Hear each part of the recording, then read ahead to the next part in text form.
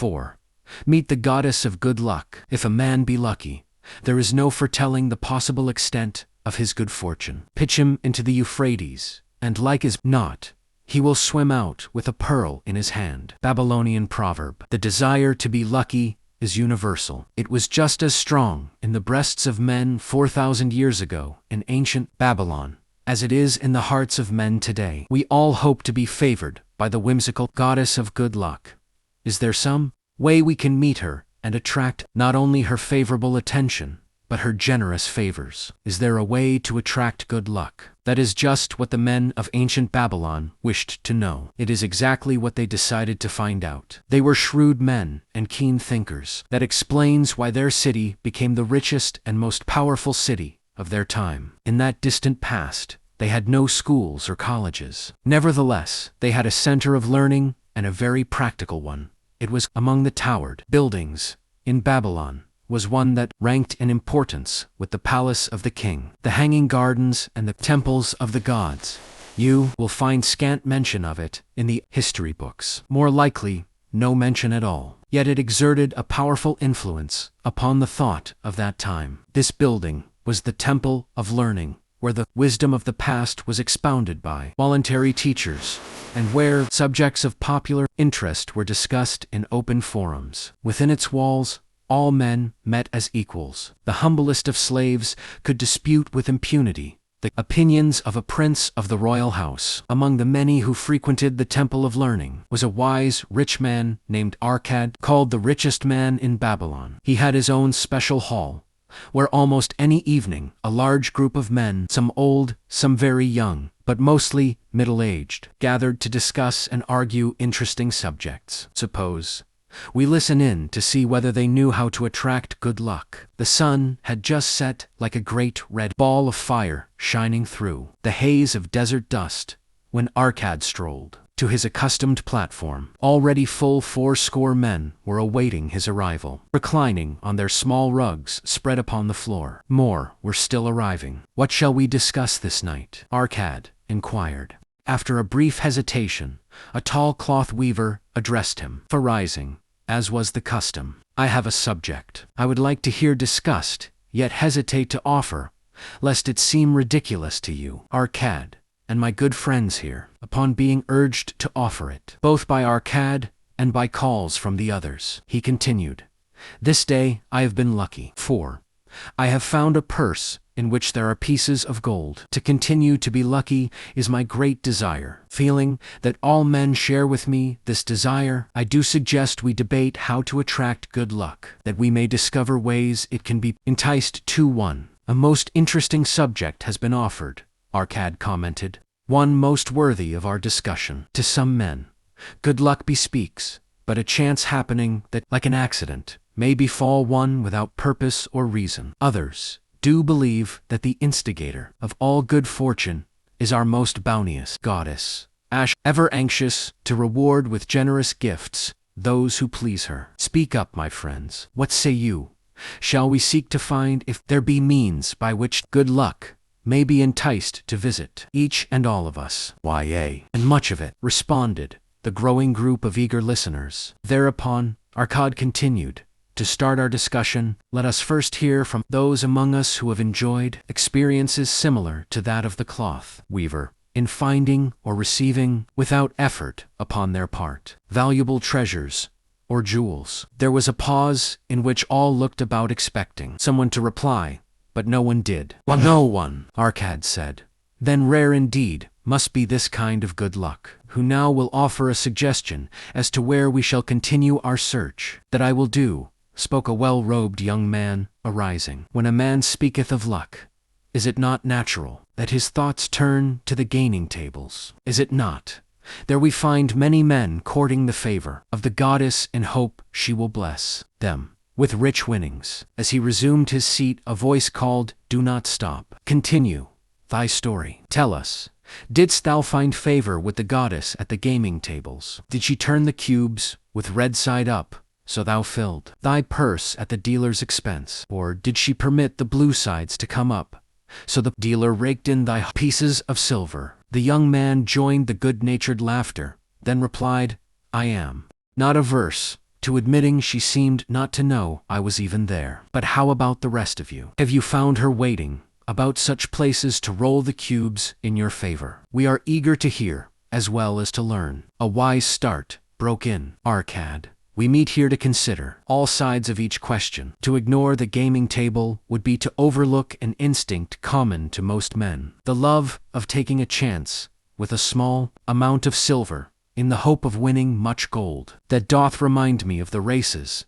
But yesterday called out another listener. If the goddess frequents the gaming tables, certainly she does not overlook the races, where the gilded chariots and the foaming horses offer far more excitement. Tell us, honestly, Arcad, didst she whisper to you to place your bet upon those gray horses from Nineveh yesterday? I was standing just behind the end, could scarce believe my ears when I heard the place thy bet upon the grays. Thou knowest, as well as any of us, that no team in all Assyria can beat our beloved bays in a fair race. Didst the goddess whisper in thy ear to bet upon the grays, because at the last turn the inside black would stumble and so interfere with our bays that the grays would win the race and score an unearned victory? Arcad smiled indulgently at the banter. What reason have we to feel the good goddess would take that much interest in any man's bet upon a horse race? To me,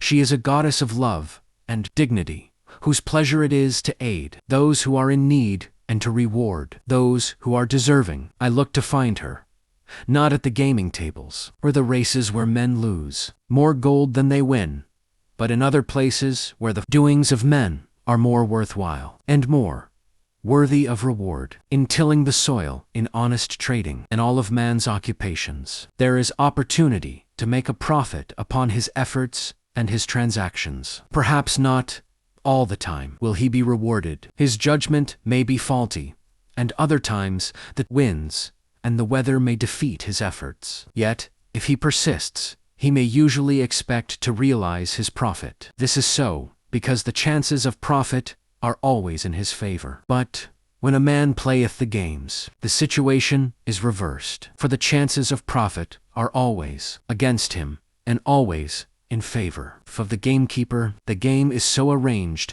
that it will always favor the keeper. It is his business, at which he plans to make a liberal profit for himself from the coins bet by the players. Few players realize how certain are the gamekeeper's profits and how uncertain are their own chances to win. For example, let us consider wagers placed upon the cube. Each time it is cast, we bet which side will be uppermost. If it be the red side, the game master pays to us 4 times our bet. But if any other of the 5 sides come uppermost, we lose our bet. Thus, the figures show that for each cast we have 5 chances to lose. But because the red pays for 4 won, we have 4 chances to win. In a night's play, the game master can expect to keep for his profit 1 of all the coins wagered. Can a man expect to win more than occasionally against odds so arranged that he should lose 1/5 for of all his bets? Yet some men do win large sums at times, volunteered one of the listeners. Quite so, they do, Arcad continued. Realizing this, the question comes to me, whether money secured in such ways brings permanent value to those who are thus lucky. Among my acquaintances are many of the successful men of Babylon, yet among them I am unable to name a single one who started his success from such a source. You, who are gathered here tonight, know many more of our substantial citizens. To me, it would be of much interest to learn how many of our successful citizens can credit the gaming tables with their start to success. Suppose each of you tell of those you know. What say you? After a prolonged silence, a wag ventured. Wouldst thy inquiry include the gamekeepers? If you think of no one else, Arcad responded. If not one of you can think of anyone else, then how about yourselves? Are there any consistent winners with us who hesitate to advise such a source for their incomes? His challenge was answered by a series of groans from the rear, taken up and spread amid much laughter. It would seem we are not seeking good luck in such places as the goddess frequents,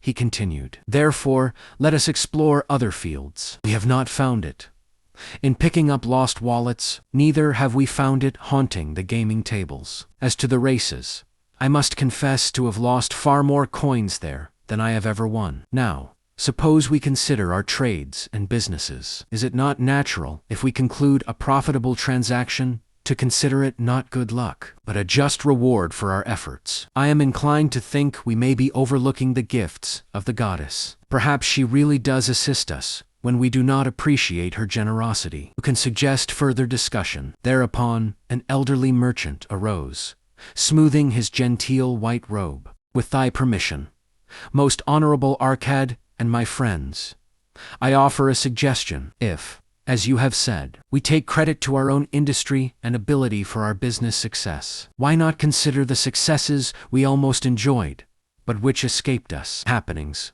which would have been most profitable. They would have been rare examples of good luck if they had actually happened. Because they were not brought to fulfillment, we cannot consider them as our just rewards. Surely, many men here have such experiences to relate. Here is a wise approach.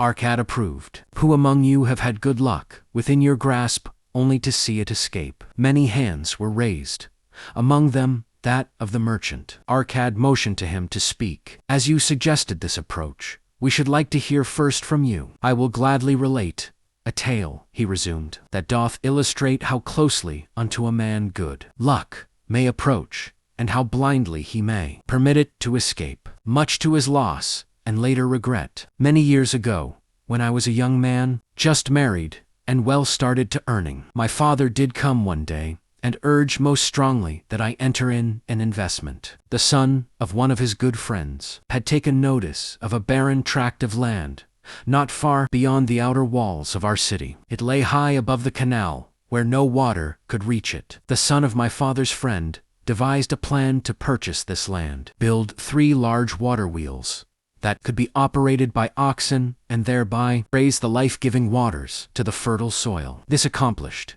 he planned to divide into small tracts and sell to the residents of the city 4 herb patches. The son of my father's friend did not possess sufficient gold to complete such an undertaking. Like myself, he was a young man earning a fair sum. His father, like mine, was a man of large family and small means. He therefore decided to interest a group of men to enter the enterprise with him. The group was to comprise 12, each of whom must be a money earner and agree to pay one of his earnings into the enterprise. Until the land was made ready for sale, all would then share justly in the profits in proportion to their investment. Thou, my son, bespoke my father unto me, art now in thy young manhood. It is my deep desire that thou begin the building of a valuable estate for myself, that thou mayest become respected among men. I desire to see thou profit from a knowledge of the thoughtless mistakes of thy father.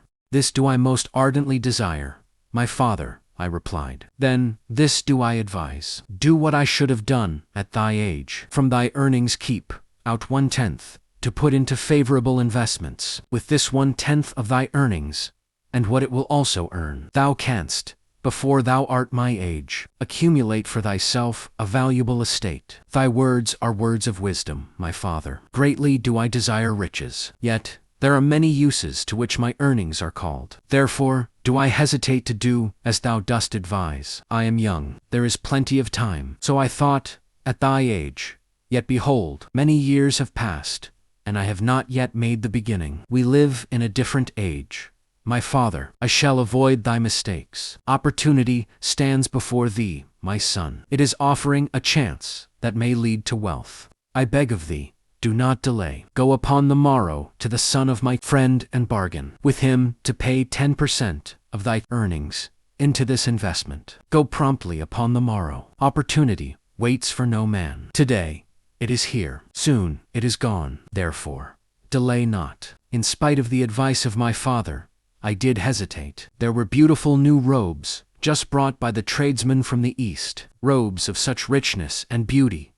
My good wife and I felt we must each possess one. Should I agree to pay 1/10 of my earnings into the enterprise, we must deprive ourselves of these and other pleasures we dearly desired. I delayed making a decision until it was too late, much to my subsequent regret. The enterprise did prove to be more profitable than any man had prophesied. This is my tale, showing how I did permit good luck to escape. In this tale we see how good luck waits to come to that man who accepts opportunity commented, a swarthy man of the desert.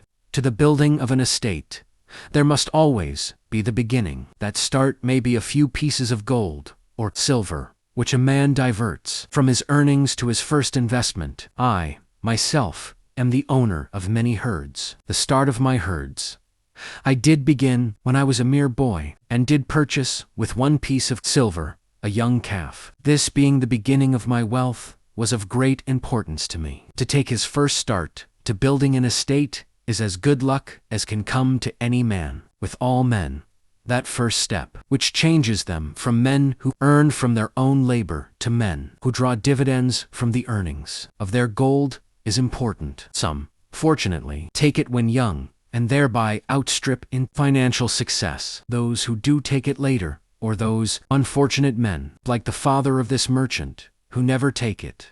Had our friend, the merchant, taken this step in his early manhood, when this opportunity came to him, this day, he would be blessed with much more of this world's goods. Should the good luck of our friend, the cloth weaver, cause him to take such a step at this time, it will indeed be but the beginning of much greater good fortune. Thank you. I like to speak.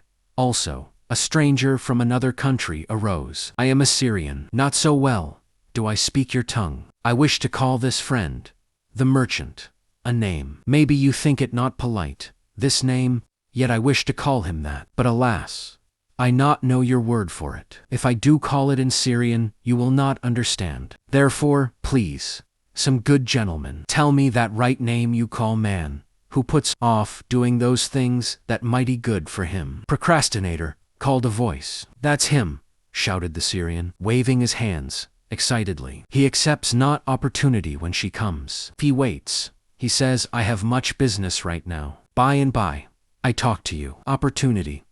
She will not wait for such slow fellow. She thinks, if a man desires to be lucky, he will step quick. Any man not step quick when opportunity comes. He, big procrastinator, like our friend, this merchant. The merchant arose and bowed good-naturedly in response to the laughter. My admiration to thee, stranger within our gates, who hesitates not to speak the truth. And now, let us hear another tale of opportunity. Who has for us another experience? Demanded Arcad. I have, responded a red-robed man of middle age. I am a buyer of animals, mostly camels and horses. Sometimes I do also buy the sheep and goats. The tale I am about to relate will tell, truthfully, how opportunity came one night when I did least expect it. Perhaps, for this reason, I did let it escape. Of this, you shall be the judge. Returning to the city one evening, after a disheartening journey in search of camels, I was much angered to find the gates of the city closed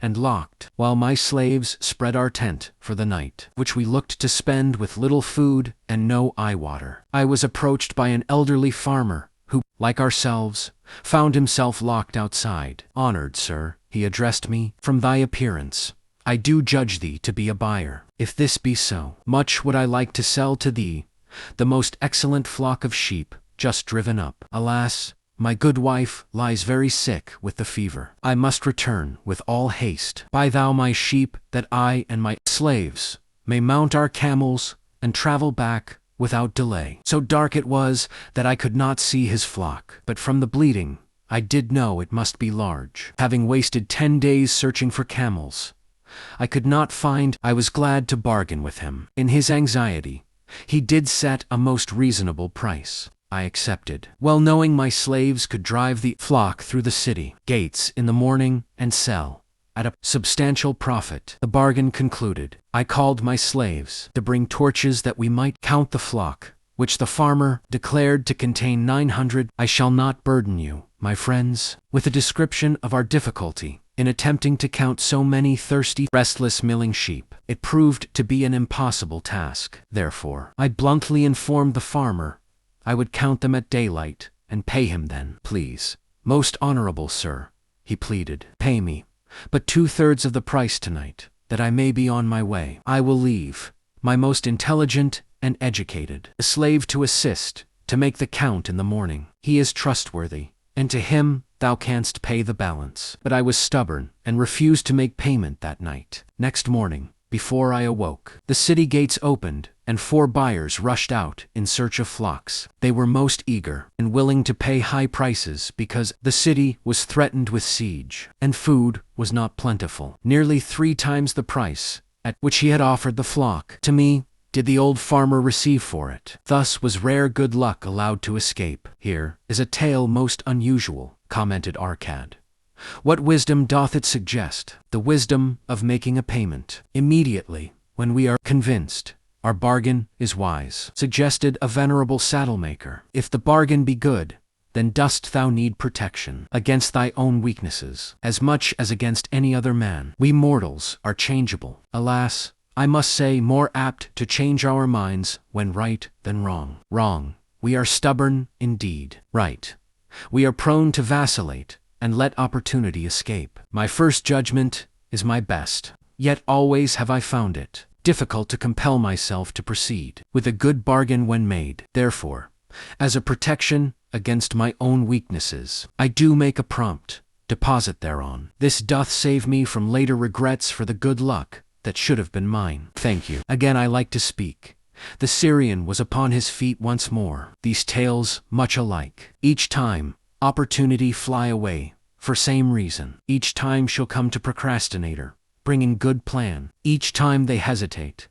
Not say, right now best time, I do it quick. How can men succeed that way? Wise are thy words, my friend, responded the buyer. Good luck fled from procrastination in both these tales. Yet, this is not unusual. The spirit of procrastination is within all men. We desire riches, yet, how often when opportunity doth appear before us, that spirit of procrastination from within doth urge various delays in our acceptance. In listening to it, we do become our own worst enemies. In my younger days, I did not know it.